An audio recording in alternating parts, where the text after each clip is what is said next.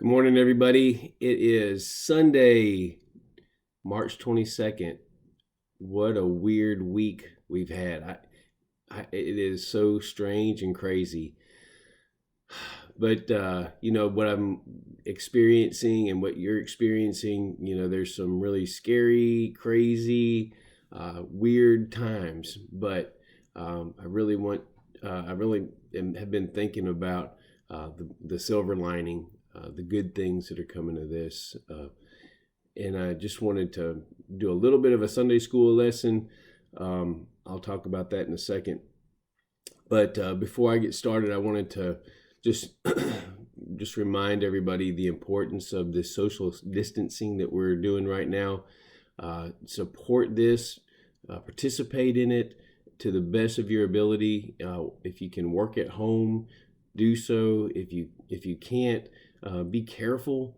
Use really good measures of staying clean and washing your hands and all the things that you know and have heard a million times. But the social distancing is really an important piece of getting ahead of the curve on the isolation of the virus so that it can be treated and dissipated and demolished, as one guy said that I was watching this week. So y'all practice this. It's a great thing. One way that we can practice social distancing and still have community is our church.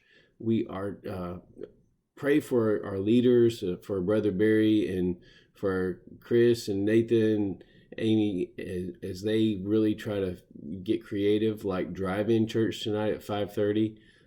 Let's support them. They're trying their best to do what we ask them to do, which is to lead, and we need to be willing to follow. And by 5:30 tonight, you might be ready to get outside and do something different anyway. So let's support them. I wanted to give you an update on Anna Grace. She is safely in Mississippi, 2 feet on the ground.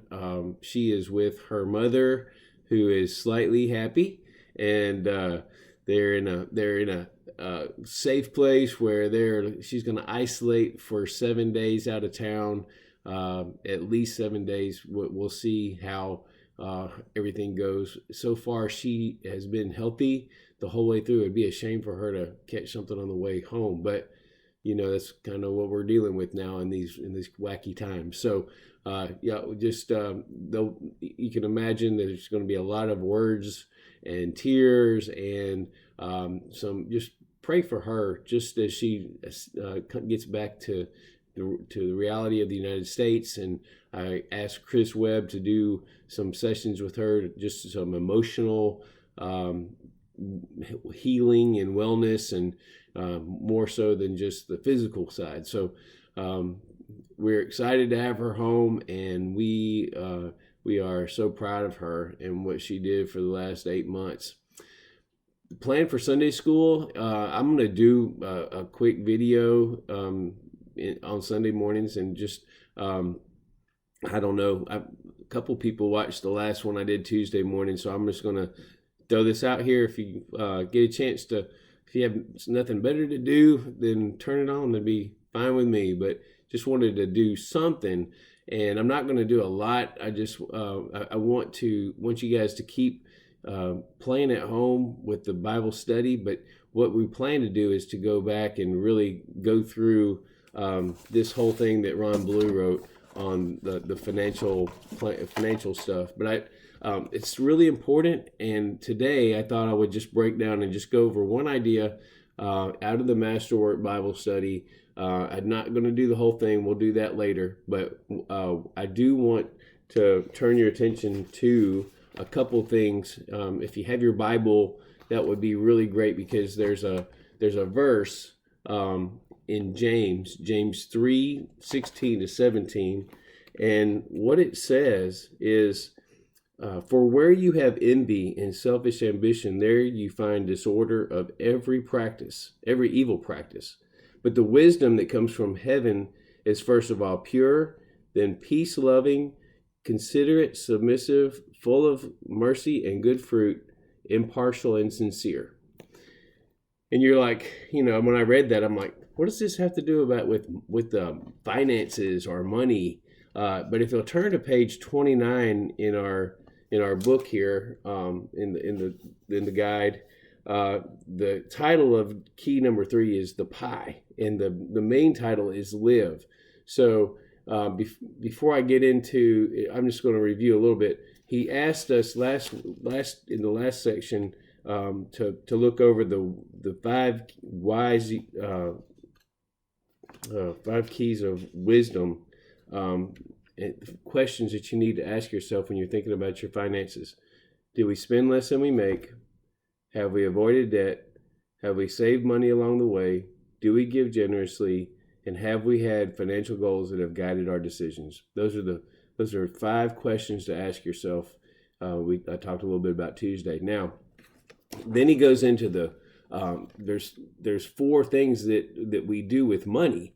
We live, we give, we owe, and we grow. And the owe part's actually broken down into 2 pieces. We owe taxes and we owe debt for money that we borrowed. So the live part is what this verse applies to, James 3:16 and 17.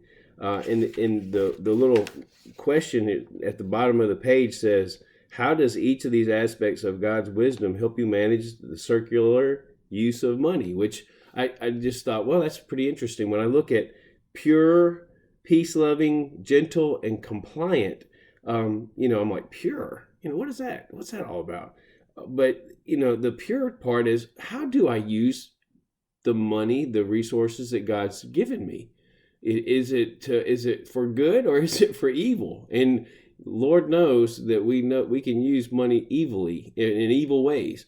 So has the change in my heart when I got saved and became a believer, did that change the way that I use money? Second, peace loving. Does our financial situation create peace? And how many of us don't experience that? I run across people that all the time, they're like, we've never written down our expenses because we fight. And, we don't talk about money because he's such an idiot when it comes to talking about it. He loses his mind and starts going crazy. If that's what's going on, and believe me, we've been there. But if there's a heart change there too, where can I, especially me being the tightwad in the family, can I chill out a little bit? Can I let us use money and have peace? Or am I just always going to be a psycho about it? And or on the flip side, with Kim, will she be able to use money in a way that gives me peace? Instead of people that are spenders, they don't mind. They don't mind that the checkbook gets down to 28 cents as long as they know it's 28 cents. Drives people like me kind of crazy. But can we have peace there? Gentle. Can I be gentle? Can she be gentle? Can we be gentle with each other? And then compliant. Do we follow the wise principles? Do we have, are we spending time together and talking about, are we using this money wisely? Do we have a set of rules, a set of guidelines that we live by in our home to make sure that the money principles are adhered to and followed? So then he does, and he goes through the rest of the full of mercy. Do that for yourself. And then this last part, I just want you to look at this pie thing, and there's another on the next page, a place where you can write down, how do you use this money? What's your percentages? How much do you use to live, and how much do you use to give, and how much do you use on your debt to owe, and then taxes, and then to grow? How much do you save for growth? Invest. How much do you invest?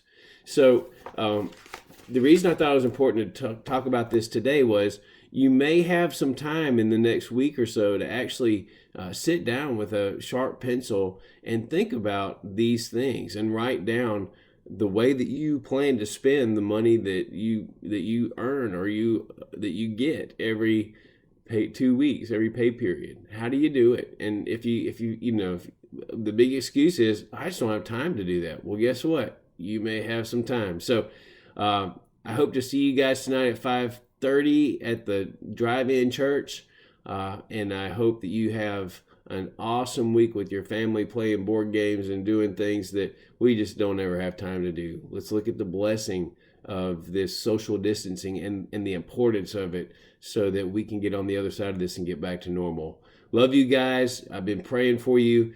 Don't forget to call me, call Kim if you need anything, if you're feeling overwhelmed or frustrated, or if you just have some great things to share with us. We'd love to hear from you, and I hope you guys have a great weekend.